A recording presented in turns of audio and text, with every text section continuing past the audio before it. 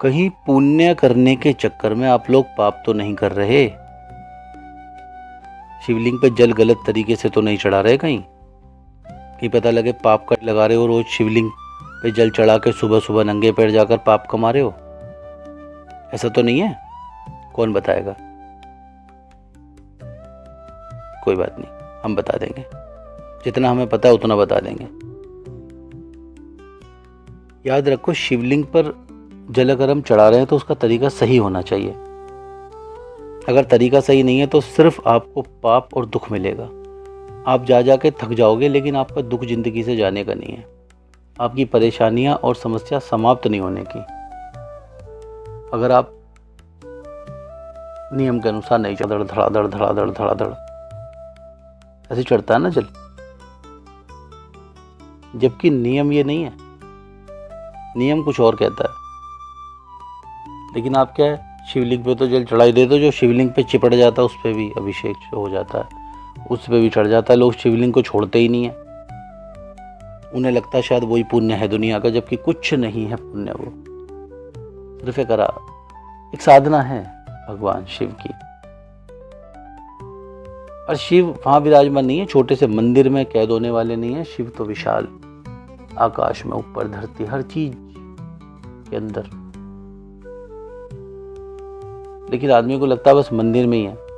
मंदिर में तो हाथ जोड़ के वो खड़ा हो जाता है, सारी दुनिया में बाकी पाप ही करता है।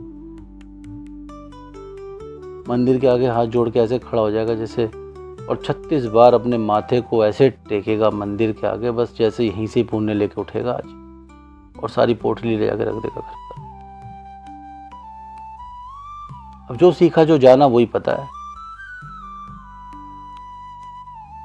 भगवान किसी मंदिर में कभी कैद नहीं हो सकते, इस बात को आप दिमाग में याद रखना। कभी नहीं हो सकते। भगवान तो बहुत बड़े हैं, आपके हृदय के अंदर विराजमान है, अगर आप उन्हें जागरूक कर लो तो। लेकिन फिलहाल मैं आपको बताऊंगा जल चढ़ाने का तरीका क्या है। एक बात याद रखना, अगर आपका चढ़ाया हुआ जल अगर गटर में जा रहा है तो जल मत चढ़ाना शिवलिंग पे। आप, मैं आपको ये सत्य बता रहा हूं, मानना चाहो मानना, नहीं मानना मत मानना। शिवलिंग पर चढ़ाओ आप, बहुत थोड़ा सा लोटा ले जाओ, 1 चम्मच के करीब, थोड़ा सा उस पर डाल दो बस, और शिवलिंग के ऊपर से 7 बार उतारो और चढ़ा दो किसी पेड़ की जड़ में, तो भगवान होंगे ज्यादा प्रसन्न। अगर आप शिवलिंग पे चढ़ा रहे हो और जा रहा है गटर में तो बेकार है। और शिवलिंग पे अगर दूध चढ़ाना है तो उस जल के अंदर सिर्फ 1 चम्मच ही दूध डालना, क्योंकि ज्यादा दूध जहां डलता है ना, वो शिवलिंग होते हैं अखाड़ों के पास, ताकि उसमें चढ़ा हुआ दूध अखाड़ों में जाए। अखाड़ों की मिट्टी को दूध की जरूरत होती है।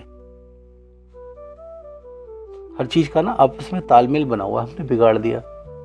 आप शिवलिंग पे कुछ भी चढ़ा लेना, कुछ भी, सारा गटर में जा रहा है तो व्यर्थ है, कुछ नहीं है, कोई लाभ नहीं है उसका।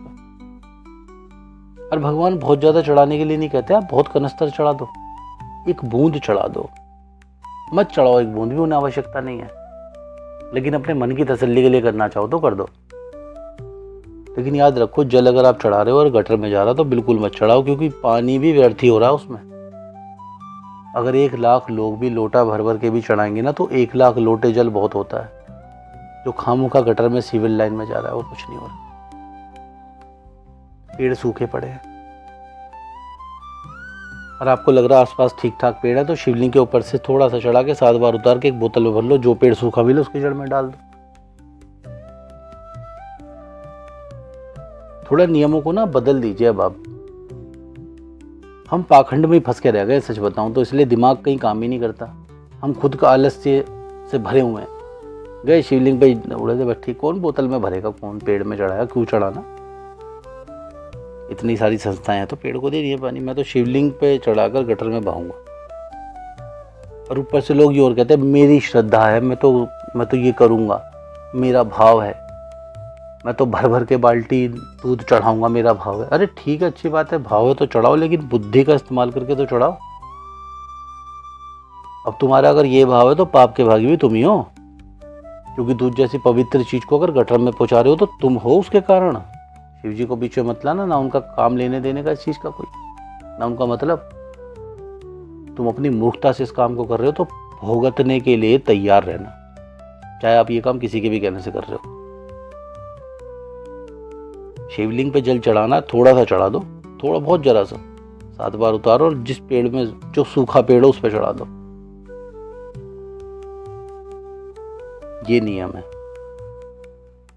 अगर किसी को गंभीर बीमारी है तो गंगा जल चढ़ाना शिवलिंग पर, 1 कैन 2 कैन जितना चढ़ाना है चढ़ा देना, लेकिन पारस का होना चाहिए शिवलिंग। पारस के शिवलिंग के ऊपर अगर आप गंगा जल चढ़ाओगे और उस गंगा जल को भर के वापस ले आना, और किसी बीमारी का मरीज हो वो, उसे थोड़ा थोड़ा पिलाना शुरू करना नियमित रूप से। लेकिन जब गंगा जल चढ़ाओ ना शिवलिंग पर तो ओम नमः शिवाय का जाप लगातार होना चाहिए। ओम नमः शिवाय, ओम नमः शिवाय, ओम नमः शिवाय, ओम नमः शिवाय। और जब सांस को भरो और रोको, उस वक्त जल मत चढ़ाना, फिर जब जाप शुरू हो तब चढ़ाओ। ओम नमः शिवाय, ओम नमः शिवाय, ओम नमः शिवाय, ओम नमः शिवाय, ओम नमः शिवाय। फिर रुक जाओ, सांस लो, फिर चढ़ाओ। लेकिन जिस पल चढ़ता रहे वह जाप लगातार निरंतर चलते रहना चाहिए। उस जल को भर लेना, मरीज को धीरे धीरे पिलाना शुरू कर देना, आपको अपने आप उसके शरीर में परिवर्तन महसूस होने लग जाएगा। बाकी औषधियाँ तो चली रही होंगी, एक बार ये भी करके देख लेना, क्या पता आपको फ़ायदा मिल जाए बहुत ज़्यादा। वैसे मिलेगा, क्योंकि ऐसे बहुत सारे तरीके हैं जिनसे हर बीमारी को ठीक किया जा सकता है, लेकिन हर बीमार को नहीं, क्योंकि विश्वास लोग कम करते हैं। बाकी मैंने आपको जल चढ़ाने का तरीका बता दिया है। अगर गटर में जा रहा है तो व्यर्थ है, चाहे दुनिया की कोई भी ताकत बोल दे कि ये सही है, मगर अपनी आंखों पे थोड़ा यकीन रखो, अपनी बुद्धि से सोचो सही गलत क्या है, चीज़ों को जानो और समझो भी। बाकी आप खुद समझदार हैं। जय श्री राम।